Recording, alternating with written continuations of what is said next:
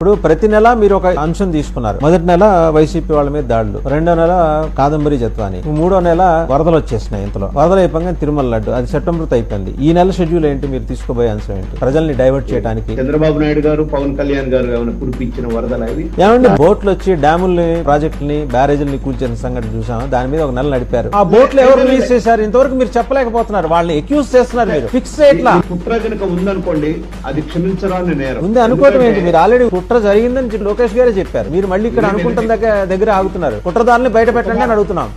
మీరు ఒకసారి లోకేష్ గారు మాట్లాడింది కానీ ఏమంటే ఆయన చేసిన ట్వీటే ఉంది సార్, మీ పార్టీ వెబ్సైట్ లో ఉండి చూసుకోండి. కుట్రలా ఉంది, దీని మీద న్యాయం లా ఉందల్లా. నేను పంపించిన ఆ ట్వీట్ పంపించిన మీకు. వైసీపీ రంగు వేసుకొని వచ్చిన బోట్లు కొడితే మేము ఏమనుకోవాలండి? Dam safety authority of India వాళ్ళని ఎందుకు ఇన్వాల్వ్ చేయాలి? పెద్ద కాన్స్పిరసీ, చిన్న వ్యవహారం కాదు ఇదేమి. వాళ్ళు నిజంగా కుట్రకు పాల్పడితే వాళ్ళు ఇమ్మీడియట్ గా తీసుకెళ్లి జైల్లో వేయాలి. మీరు డిలే చేస్తున్నారు. నిద్ర లేదు.